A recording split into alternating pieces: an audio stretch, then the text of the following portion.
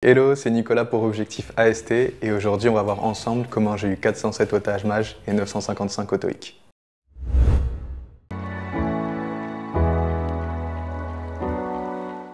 Donc j'ai commencé mon parcours scolaire, j'étais au lycée Jean-Pierre Timbaud de Brétigny-sur-Orge. J'étais là-bas en tant que sportif de haut niveau, c'était le centre régional sportif de Brétigny d'Île-de-France. Ensuite j'ai intégré la licence économie-gestion de Paris 2 Panthéon-Assas en tant que sportif de haut niveau aussi, puis le parcours talent de Paris-Dauphine. Après, j'ai réalisé une L3 en alternance en management et gestion des organisations, le master management organisation de Paris-Dauphine aussi en alternance, et enfin j'ai intégré le programme Grande École d'HEC Paris.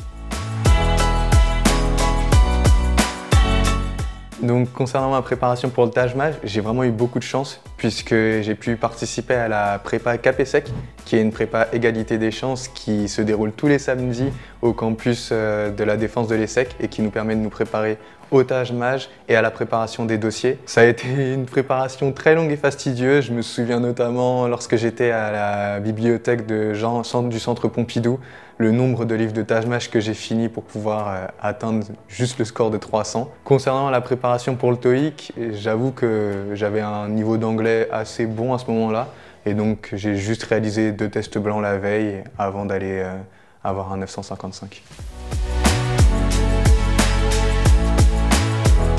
Donc mon point fort pour le Taj Mahal, et je pense que ça doit être le point fort de tout le monde, c'était les parties calculatoires, que ce soit calcul ou logique par exemple, où j'avais généralement des scores entre 40 et 50.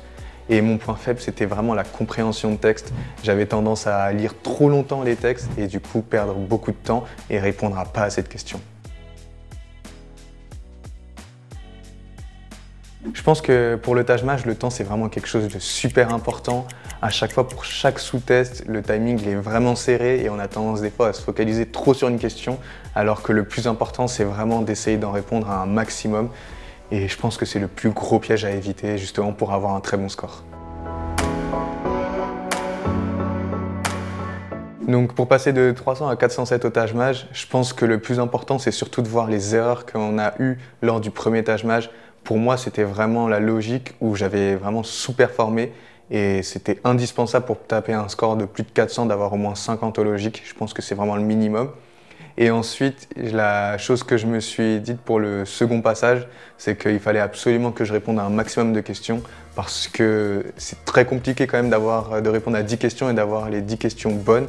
Et sur le second passage, je me suis dit, vaut mieux en répondre à 2-3 de plus. Et même si elles sont fausses, au moins j'aurai plus de chances d'avoir 400. Donc selon moi, le Taj Mahal, c'est vraiment le point essentiel du dossier des candidatures pour les concours en admission parallèle. En fait, si vous avez un très bon score au Taj Mahal, vous êtes presque sûr d'être pris dans une école du top 4, top 5. Et je pense que c'est un élément encore plus déterminant pour le top 3. À l'ESSEC, c'est vraiment le concours essentiel pour pouvoir rentrer au sein de cette école ou même être juste admissible. À l'ESCP, on a l'impression que le coefficient n'est pas forcément si important que ça, mais en fait le Taj Mahal est aussi ultra important pour pouvoir se démarquer des autres candidats. Donc n'hésitez pas à le passer un maximum de fois possible pour avoir un minimum de score de 350. Et si vous pouvez avoir le 400, n'hésitez pas et repassez-le autant de fois qu'il le faut. Donc je dirais que la chose la plus importante et le petit tips que j'aurais à vous donner pour pouvoir travailler au mieux le Taj Mahal, c'est surtout de faire énormément de tests et le plus diversifié possible. Donc n'hésitez pas à aller à la bibliothèque ou à vous procurer un maximum de tests blancs possibles parce que ça vous permettra de voir un maximum de sous-tests différents, que ce soit notamment pour la logique, le calcul et d'être vraiment prêt sur toutes les questions possibles qui peuvent tomber lorsque vous passerez le vrai Taj Mahal.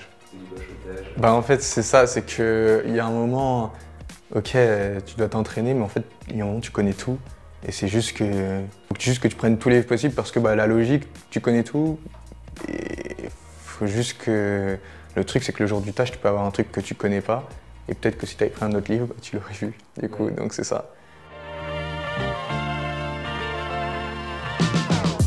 Donc pour tous les étudiants qui sont en train de passer le Taj Mahal, en parler de leurs études et qui ont peut-être eu d'ailleurs un premier score qui n'était pas forcément très bon, n'hésitez pas et continuez à travailler vraiment dur. Moi j'ai eu 300 pile poil au premier Taj Mahal, ce qui n'était pas forcément un score très honorable Et le second, j'ai vraiment continué à travailler un maximum pour atteindre 407.